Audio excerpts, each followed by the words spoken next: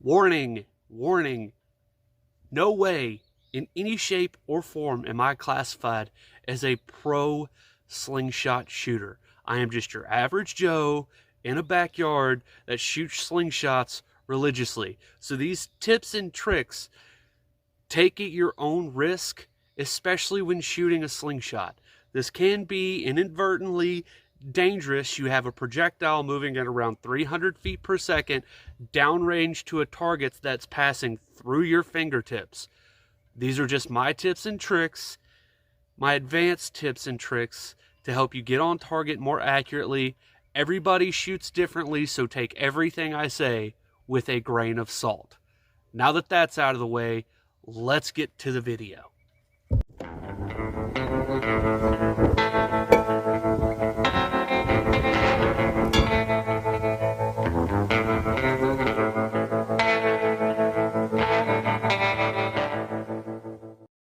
Okay, so this video is not going to be about like how to hold a slingshot. It's not going to be how to get your anchor point or how to get your holdover or anything else like that. This is literally just stuff to make you, in my opinion, more sturdy. So with that being said, there's a lot of different tips and tricks. Everybody shoots differently, so let me just get into it. When I hold a slingshot, I try to stay as loose as possible as I can in this hand.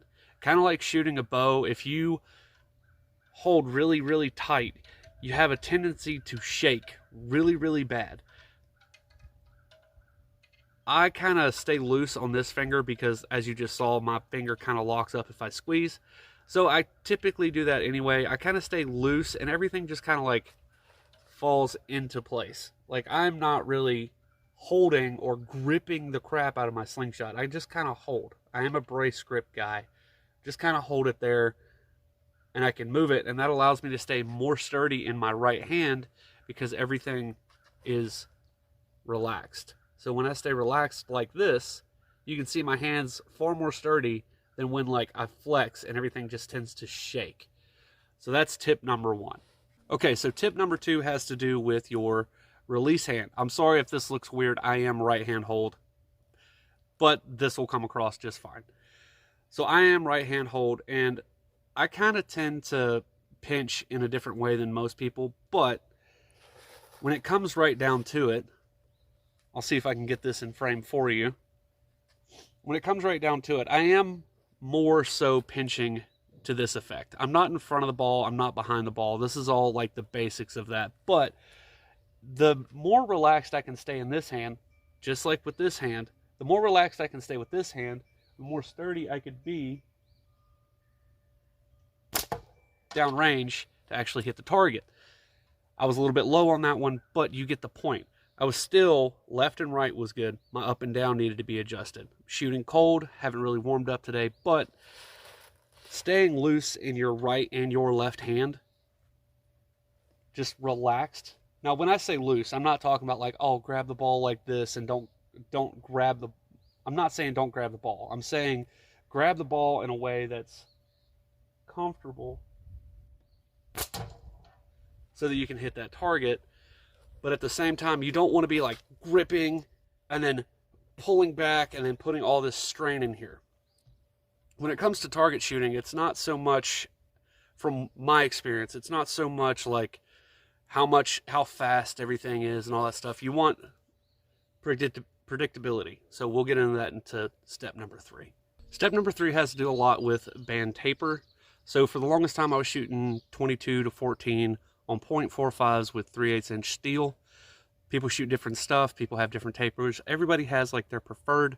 Some people like a lot of draw weight. To those guys, I say kudos. For me, if I have a lot of draw weight on my band set, it's going to cause me to shake and it's going to cause my accuracy to go down. I like more of a lighter setup when it comes to target shooting. If I'm hunting, a little bit faster, a little bit heavier stuff, 7/16 ammo is what I usually shoot for like hunting, but we're talking strictly target shooting and building accuracy. So I don't need to pull back a whole lot of weight. Now there's some arguments about all this stuff like, oh, I was accurate with the Daisy wrist rocket. That's fine and everything, but just because a band set has more weight doesn't doesn't even equal faster speeds, let alone more accuracy. So when you're building accuracy, especially for like these target shooting situations, as light as you could go is the more preferred, but you have to balance out a straighter projectile as well. I found the 22 to 12 on 0.45 for 10 meters target shooting, tiny targets, totally fine. It works really, really, really well. So that's tip number 3. Tip number 4 has to do a lot with release. And for me, it's more about when I'm shooting that proper pinch or whatever. When I come back to full draw, I'm on my fingertips, but I kind of let the pouch slide out of my fingers. You're not going to see me just release, because that causes like a target panic situation. Your brain naturally goes and then drops or raises or left or right or whatever. For me, it's more of a slight, I open slightly until that ball slides out of my hand straight down to target. And you're going to get a lot better release off of that when it comes to hitting the target, because you're not worried about like releasing it when you want it to release. It's more about it goes when it's time.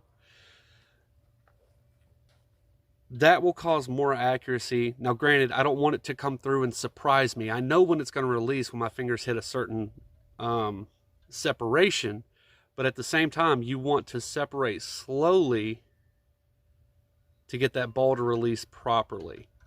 So if you get that down there, it's going to create a flatter, or not flatter, a more accurate shot. So those are my little tips and tricks, and hopefully that helped you guys out. Also, another important thing, everybody's got multiple frames. They're going to try multiple different things. You can be accurate with any slingshot, literally any slingshot. That's why we still have natties and people still build those. But pick a slingshot that's going to be comfortable in your hand. If it's awkward to hold and you're having to like grip it certain ways and do all kinds of crazy stuff, just find something that fits better.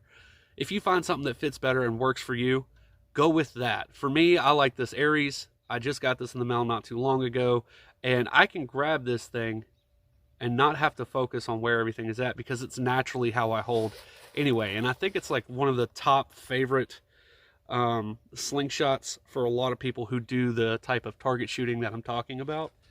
This thing is like super accurate all the time. So these are my tips and tricks.